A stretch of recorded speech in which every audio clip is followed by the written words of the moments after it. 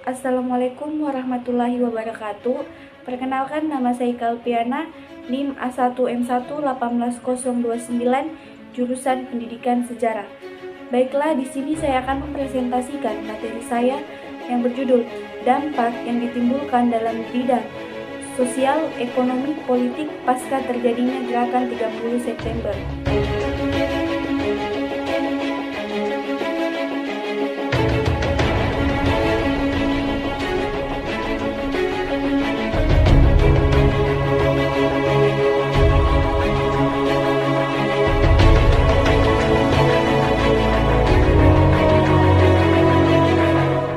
Bagian A, dampak yang ditimbulkan dalam bidang sosial pasca terjadinya peristiwa Gerakan 30 September 1965.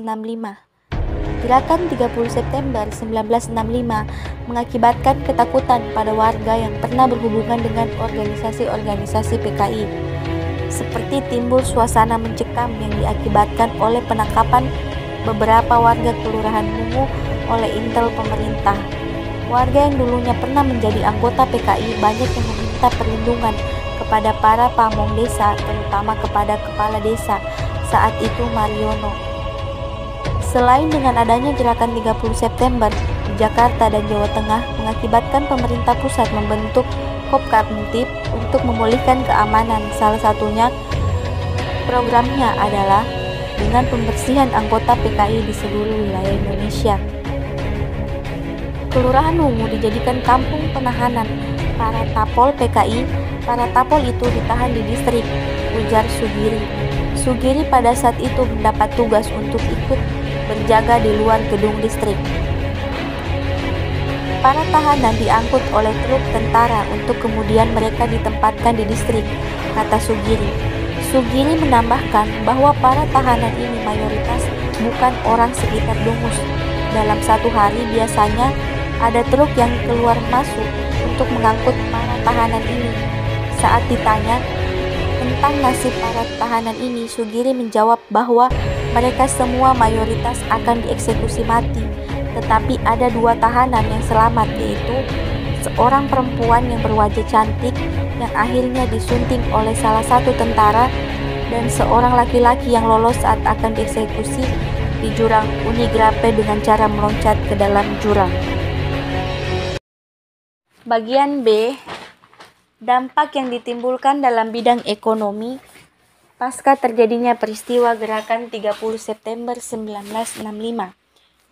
Bidang ekonomi di Indonesia menjadi sebuah negara yang terbuka pada modal asing. Dasar hukum dari keterbukaan ini adalah Undang-Undang tahun 1967 tentang penanaman modal asing, Undang-Undang Nomor 6 tahun 1968 tentang penanaman modal dalam negeri, dan Undang-Undang Nomor 11 tentang pertambangan.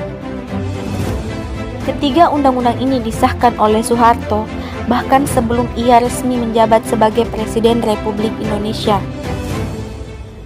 Keterbukaan pada modal asing ini menyebabkan perekonomian Indonesia menjadi tidak mandiri dan sumber daya alam Indonesia bisa dieksploitasi oleh kapitalisme internasional dan dengan leluasa.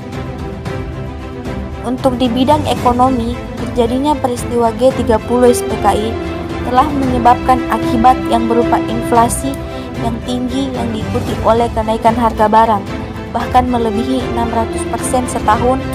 Untuk mengatasi masalah tersebut, pemerintah mengeluarkan dua kebijakan ekonomi. Yang pertama, mengadakan devaluasi rupiah lama menjadi rupiah baru. Yang kedua, menaikkan harga bahan bakar menjadi 4 kali lipat, tetapi kebijakan ini menyebabkan kenaikan harga barang yang sulit untuk dikendalikan.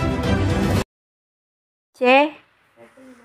Dampak yang ditimbulkan dalam bidang politik pasca terjadinya peristiwa Gerakan 30 September 1965. G30 SPKI adalah peristiwa sejarah sangat kelam yang pernah terjadi di Indonesia berupa tujuan organisasi PKI, yaitu usaha untuk mengganti ideologi negara Indonesia dari Pancasila menjadi komunis. Cara yang dilakukan adalah dengan kudeta terhadap pemerintahan yang sah. dan pembunuhan kejam terhadap para petinggi TNI pada saat itu tidak saja membunuh para petinggi TNI, namun ada banyak rakyat yang sengsara dan mempertaruhkan nyawa mereka di bawah siksaan PKI. Padahal paham komunis sangat ditentang oleh rakyat Indonesia dan sangat tidak diterima, namun Partai Komunis Indonesia berhasil menemukan jalannya untuk tetap eksis dan pada akhirnya melakukan upaya kudeta tersebut. Setelah gagal melakukan pemberontakan pada tahun 1948, PKI masih terus bergerak diam-diam dan bahkan berhasil kembali ikut serta dalam pemilu pertama Indonesia di tahun 1955 sebagai partai politik terbesar di Indonesia. Kondisi politik Indonesia sebelum G30 SPKI setelah keluarnya dekret Presiden pada 5 Juli 1959, paham Nasakom yang digunakan oleh pemerintah tumbuh dengan subur.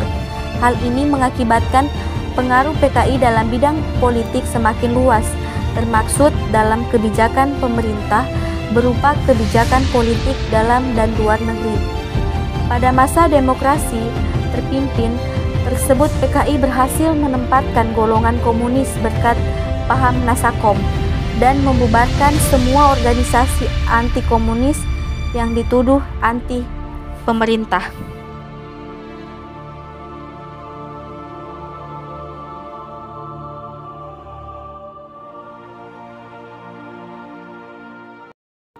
Itulah tadi materi yang dapat saya sampaikan. Bila ada salah kata mohon dimaafkan. Wabillahi taufik wal hidayah. Wassalamualaikum warahmatullahi wabarakatuh.